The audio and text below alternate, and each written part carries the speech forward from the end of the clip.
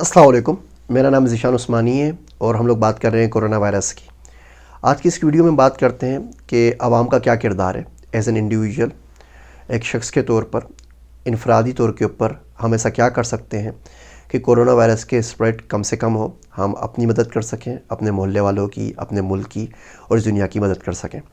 पहला काम as an individual, as a family जो आप कर सकते हैं वो है कि आप होम आइसोलेशन के अंदर चले जाएँ। 14 से 21 दिन के लिए अपने आप को घर में अपनी फैमिली के साथ नज़रबंद कर लीजिए। ना कोई शख्स घर से बाहर जाए, ना कोई शख्स घर के अंदर आए।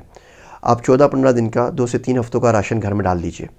मैं कहीं से भी आपको ज़ख़ीरा अंदोज़ी के लिए नहीं कह रहा, मैं इसलिए कह रहा हूँ कि अगर आप राशन अपने घर में डाल लेते हैं तो आप ग्रोसरी स्टोर्स के अंदर बार बार नहीं जाएंगे।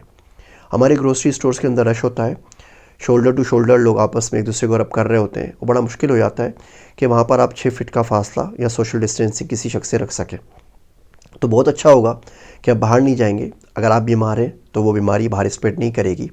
अगर आप बीमार नहीं हैं, आप सेहतमंद हैं और बाहर कोई शख्स बीमार है, इस वायरस को लेके घूम रहा है, तो आप घर पे लेके अपने पास नहीं आएंगे। अगर आपके पास ग्रोसरी ज़्यादा हो जाती है तो आप अपने आसपास पड़ोस में मौजूद लोगों की हेल्प कर सकते हैं, डेली वेजर्स की हेल्प कर सकते हैं, गरीब गुरबा की हेल्प कर सकते हैं, उन बूढ़े लोगों की हेल्प कर सकते हैं जिनके पास ज़्यादा खदशा है कि अगर बाहर जाएंगे तो बीमार हो जाएंगे और उससे वापस सेहतियाब नहीं हो सकेंगे। तो ये थोड़ा सा राशन आप जमा कर लेंगे तो इससे आपको बहुत फ़ायदा होगा कि आप इस बीमारी से अपने आप को, अपनी फैमिली को महफूज बना सकते हैं। अगर आपके पास 24/7 डोमेस्टिक हेल्प, हाउस हेल्प या मेड्स अवेलेबल हैं तो बिल्कुल ठीक है। जो हाइजीन आप फॉलो करते हैं वही हाइजीन वो लोग फॉलो करेंगे, जो खाना आप लोग खाते हैं वही खाना वो लोग खाएंगे और आप इसको कंट्रोल कर सकते हैं। हाँ, अगर आपके पास मेड्स या मास्कियाँ ऐसी मौजूद हैं जो कि 10-12 दूसरे घरों का काम करती हैं या अपने घरों पे रहती हैं, स्लम से कोई वायरस लेके आपके पास आती हैं, तो आप उनको 3-4 महीने की एडवांस तनख्वाह देके आप उन्हें फ़ारिग कर दीजिए। अगर आप बाहर से कहीं ट्रेवल कर आएँ और वो घर पर हैं तो आप उनको मुतासिर नहीं करेंगे, इन्फेक्ट नहीं करेंगे। अगर वो मुख्तलिफ़ घरों से, स्लम से आपके पास आ रही हैं और कोई वायरस लेके आ रही हैं तो वो आपको बीमार नहीं करेंगे। इसके अलावा एज़ अ फैमिली आप बहुत सारी चीज़ों पे काम कर सकते हैं कि इस टाइम को प्रोडक्टिव बना सकें। आप मिलजुल के कोई किताब ख़त्म कर लें, कोई किताब लिख लें, कोई नया कोर्स कर लें, कोई नई स्किल सीख लें, कोई नई लैंग्वेज सीख लें, कोई आपने वीडियो कोर्सेज़ करने हैं आप उसके ऊपर काम कर लें, कुरान और हदीस पढ़ लें, अरबी सीख लें। इस तरह के बहुत सारे काम आप लोग कर सकते हैं। मज़ीद फ़ेक न्यूज़ के ऊपर काम करें कि हर इन्फॉर्मेशन बगैर तस्दीक के आगे फॉरवर्ड ना करें। आजकल हमें दर्जनों के हिसाब से व्हाट्सअप के ऊपर, फेसबुक के ऊपर मैसेजेस मिलते हैं कोरोना वायरस के हिसाब से, नए नए टोटके, नए नए नुस्खे मिलते हैं ज़ुबैदा आपा की तरह। तो उन चीज़ों को आगे फॉरवर्ड ना करें क्योंकि गलत इन्फॉर्मेशन का फॉरवर्ड करना कोई अच्छी बात नहीं है। हो सकता है आपकी गलत इन्फॉर्मेशन से किसी शख्स को नुकसान पहुँच सके।